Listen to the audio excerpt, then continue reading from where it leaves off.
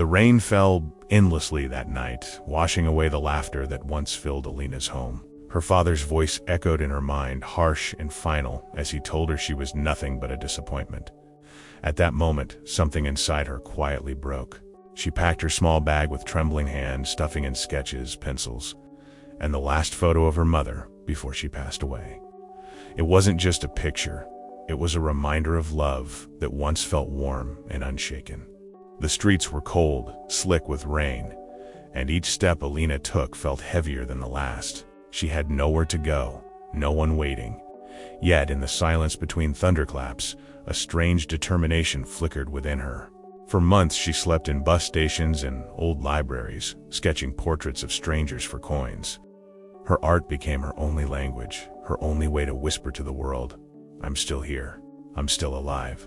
Sometimes she'd sit by the river, letting the reflection of the city lights blur with her tears. She would draw those lights, each one representing a hope she refused to let die, even when everything else had faded. One morning, an old woman stopped by her sketch corner. "You have pain in your eyes," the woman said softly, "but your hands draw hope." Alina didn't answer, but her heart ached at the truth behind the words. The woman, named Rosa, returned every day with a warm sandwich and silent company. Slowly, Alina began to speak, to share fragments of her past, the dreams she buried, and the wounds she hid. Rosa introduced her to a small community art center. It wasn't much, a cracked building filled with broken brushes and faded paints, but to Alina, it felt like a new beginning, a fragile seed of purpose. The first time she stood before a blank canvas there, her hands shook. She hadn't painted since her mother's funeral. But as she dipped her brush into color, the memories returned. Painful, beautiful, real. Each stroke became a confession, the anger, the loss, the longing for acceptance. She painted not to impress, but to heal, letting the canvas absorb what her heart could no longer carry. Days turned into weeks, and her art transformed. It spoke of survival, of finding beauty in broken things. People began to notice. Visitors stopped to admire her paintings, asking about the stories behind them. Alina couldn't explain it, she simply smiled. How could she describe that every brushstroke was a scar, and every color a memory stitched back together with trembling courage? Rosa often watched her from the corner, proud and quiet. "You're not painting just pictures," she said once. "You're painting your resurrection." Alina laughed softly, though tears glistened in her eyes. Then came the local exhibition, a chance to display her work publicly. Fear gripped her chest. What if her pain wasn't beautiful enough? What if people only saw weakness in her wounds? The night of the exhibition, the hall buzzed with voices. Her paintings hung in the back under soft light. She almost turned away before Rosa gently touched her arm. "They need to see you," she whispered. One painting caught everyone's attention, a portrait of a little girl in the rain, clutching a broken heart, but smiling through it. It was titled "Becoming." People stood silently before it, some wiping their eyes. A journalist approached her afterward, asking, "Is this your story?" Alina hesitated, then nodded. "It used to be," she said quietly, "but now it's the reason I stand here." That night she walked home under a calm sky. For the first time, the stars didn't seem distant. They looked like tiny promises, proof that even after the darkest storms, light always finds its way back. She reached her small rented room, placed her brushes down, and looked at her reflection in the mirror. "You made it through," she whispered. Her voice didn't shake this time. It rang steady, certain. As she drifted to sleep, she dreamed of her mother's smile, of colors swirling like dawn after rain. Deep inside, Alina knew her story wasn't over. The wounds that once defined her were now becoming her strength. Months passed since the exhibition, but its echo lingered. Alina's name began circulating through small art circles. Invitations trickled in modest events at first, but each one felt like a whisper saying, "You belong." Despite the new attention, she stayed humble. She still painted in her tiny apartment, light spilling through cracked blinds. The scent of old paint and coffee became the rhythm of her quiet mornings. One evening, Rosa arrived with a letter sealed in gold.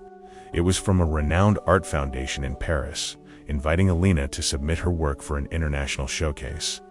Her hands trembled as she read it aloud. Paris, a word that once lived only in her mother's bedtime stories.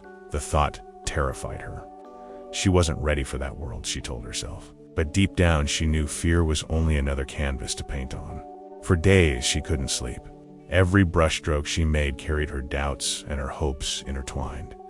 She poured everything, every wound, every healed scar into one piece she titled The Phoenix Within.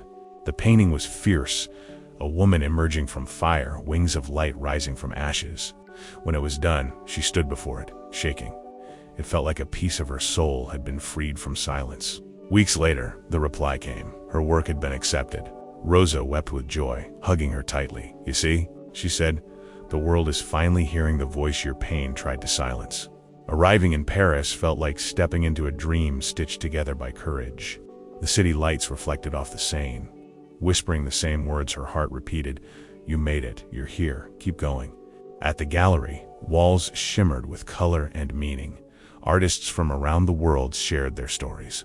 Alina stood before her painting, hands clasped, heart racing. Could her truth touch strangers too? As visitors passed, she overheard murmurs, soft gasps, sighs of recognition. A young woman approached, tears glistening. "Your painting, it feels like me," she whispered. Alina's throat tightened. "It is you," she replied. That moment changed everything. Alina realized art wasn't just expression, it was connection.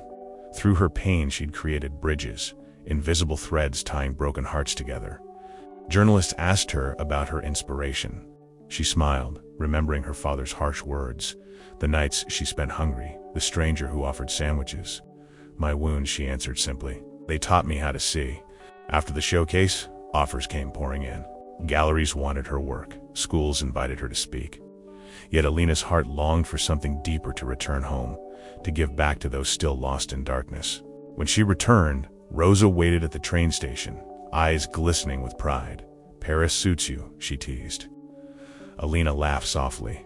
"Maybe, but my soul still belongs here with the people who saved me." She reopened the old community art center, repairing broken walls and replacing faded brushes. She invited children from troubled homes, giving them colors to express what words couldn't. Every stroke they painted reminded her of herself years ago, afraid, uncertain, yet yearning to be seen. "Art doesn't heal the world," she told them gently, "but it helps you heal enough to face it." Her father came one evening, older, frailer, carrying a bouquet of daisies. "I saw you on TV," he said awkwardly. I was wrong." Alina looked at him, tears welling. "So was I," she whispered. "We both were." That night she painted again, this time not from pain, but from peace. The canvas glowed with gold and blue, a reflection of forgiveness and rebirth. It was titled Homecoming. Years later, her story inspired thousands. Yet Alina never forgot the cold rain, the empty nights, or the stranger who believed in her. Her journey had been carved by pain, but shaped by love. Standing before her students one evening, she said softly, "Don't hide your scars. They are proof that you fought, that you survived. One day, they'll become the wings that carry you forward."